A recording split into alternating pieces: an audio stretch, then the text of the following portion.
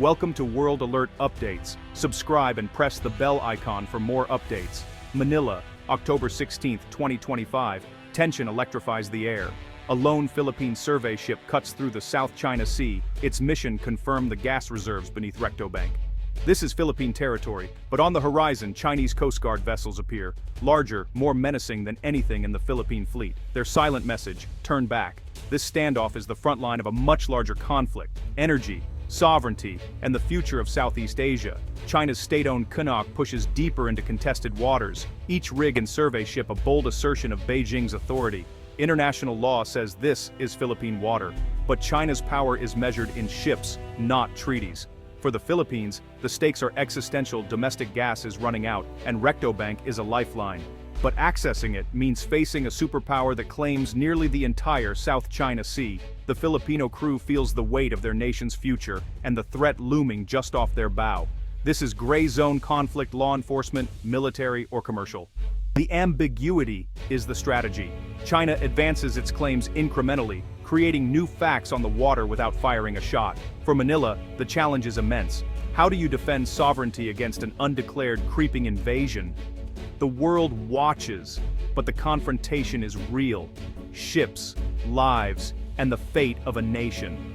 The law of the sea is being tested by the law of power.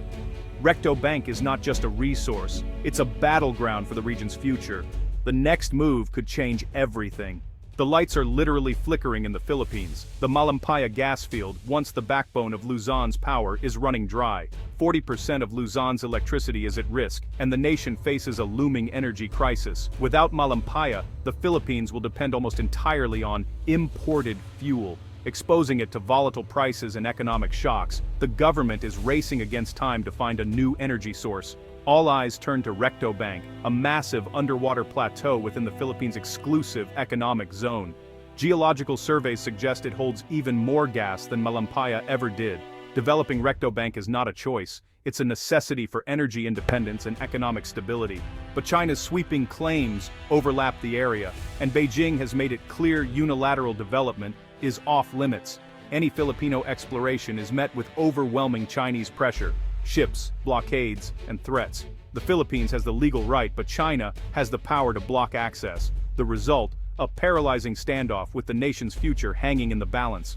Malampaya's gas dwindles, the clock ticks, and the solution remains just out of reach.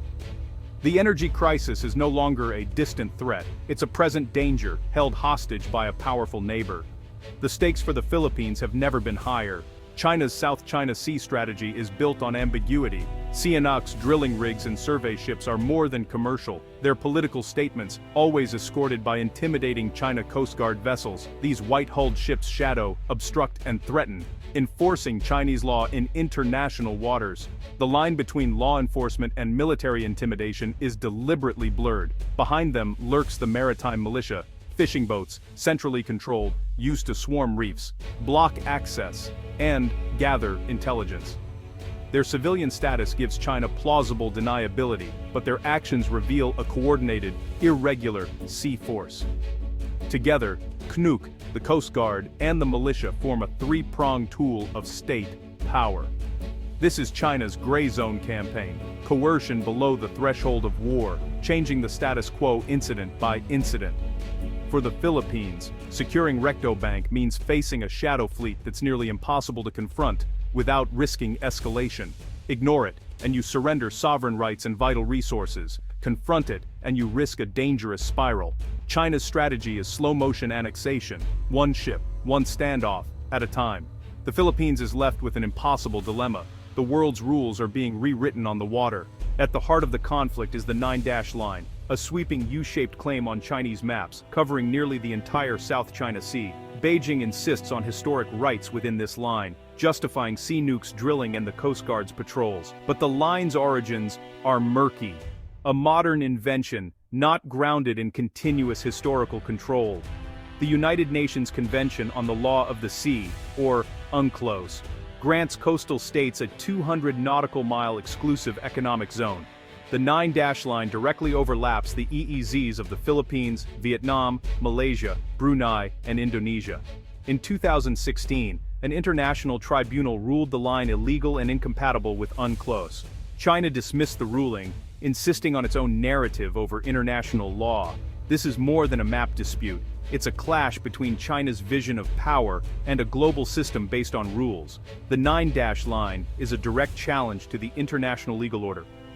For Southeast Asia, it's a threat to sovereignty and stability. The world's response will shape the future of the region. The line is not just on paper, it's being enforced on the water, every day. The South China Sea is a treasure chest. Oil, gas, fish, and minerals beneath its waves. Recto Bank's gas could power the Philippines for a generation, freeing it from costly foreign energy. The region's fisheries feed millions, but Chinese encroachment and destructive tactics have devastated stocks and denied Filipino fishermen their livelihoods. The seabed holds rare earth minerals, crucial for modern technology and economic growth. Control over these resources means control over the country's destiny. For the Philippines, this is not an abstract dispute.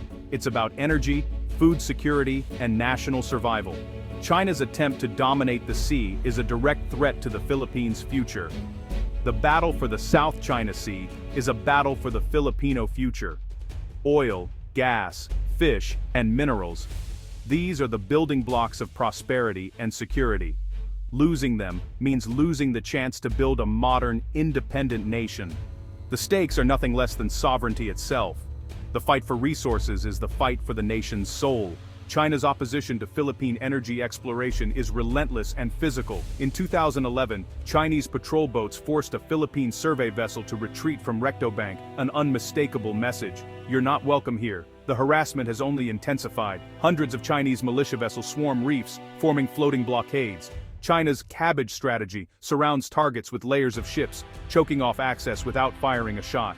International energy companies are scared off by the threat of harassment and economic retaliation. The most visible tactic: water cannons fired at Philippine boats trying to resupply Marines at Ayungin Shoal. These actions stop just short of open conflict, but the risk of escalation is ever present. It's a grinding campaign to break the Philippines' will and keep its resources out of reach. The message is clear: challenge China, and you pay the price. The Philippines isn't alone. Vietnam, Malaysia, and Brunei all face China's maritime assertiveness, but each responds differently.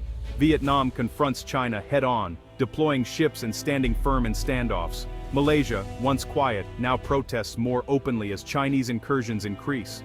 Brunei, small and vulnerable, avoids confrontation and seeks quiet accommodation. Each country balances sovereignty, economic ties, and risk.